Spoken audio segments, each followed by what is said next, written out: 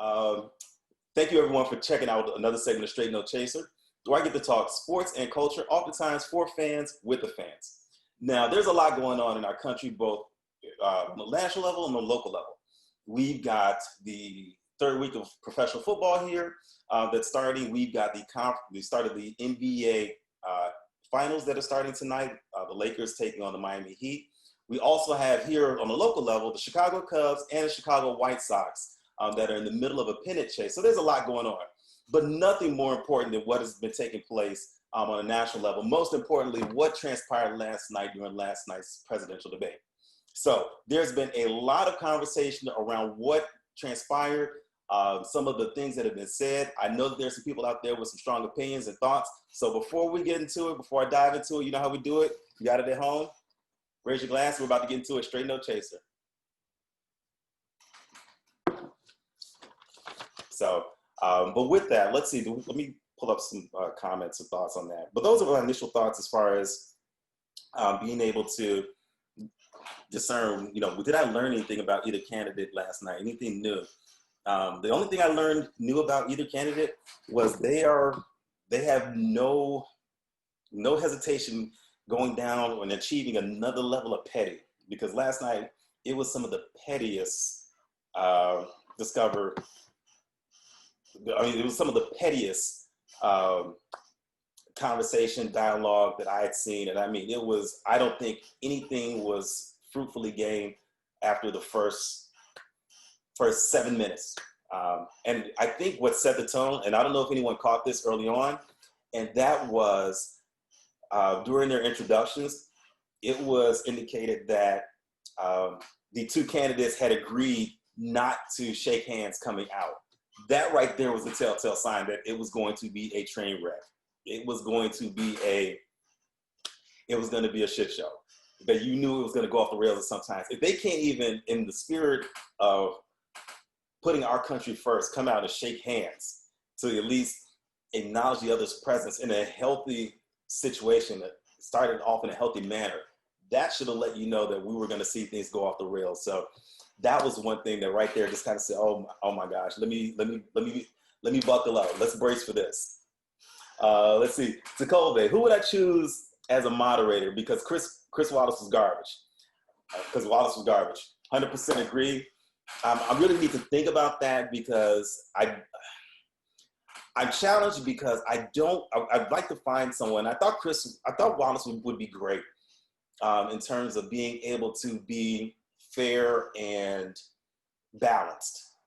While he is conservative leaning, he is someone that appears that you can have a rational conversation with, that you can have and be able to share ideals and bounce things off of one another, and appeal to one's intellect.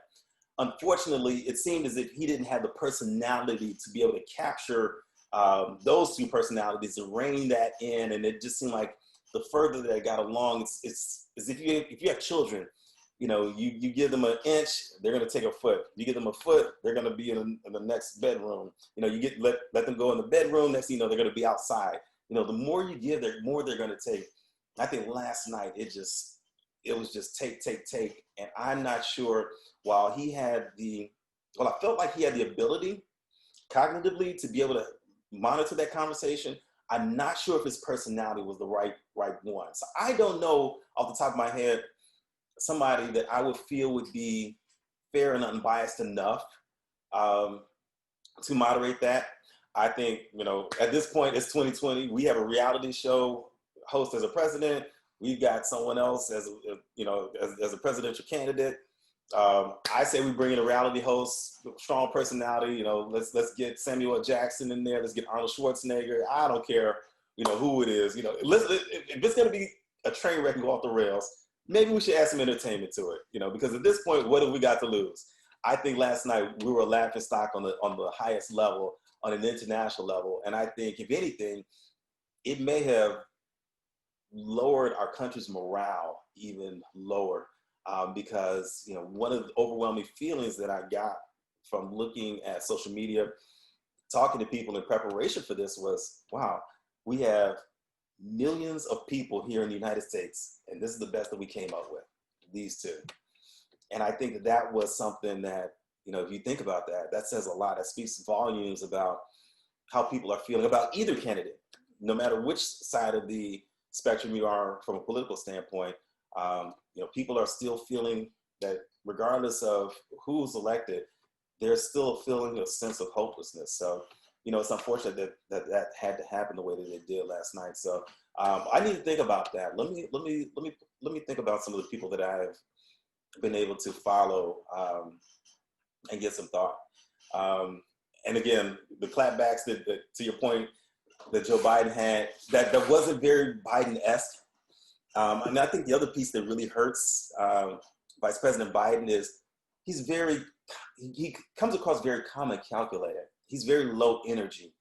And I think that may, in some instances, put people off in terms of being able to really buy into his message, because sometimes you need someone, especially in a situation like this where, you know, in some instances our morale is low. You need someone to kind of get you up and moving, get you up and going, fire you up. Hey, I'm proud to be an American. I'm proud about this potential policy that may be forthcoming.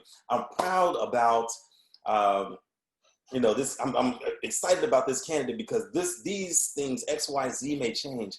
And I don't think people saw that last night. I think people saw the same old, whether it was, you know, you were a supporter of our current president, or if you were a supporter of our potential presidential, or I'm sorry, not a potential, but our current presidential candidate on the Democratic side. So, yeah, I don't have an answer for that.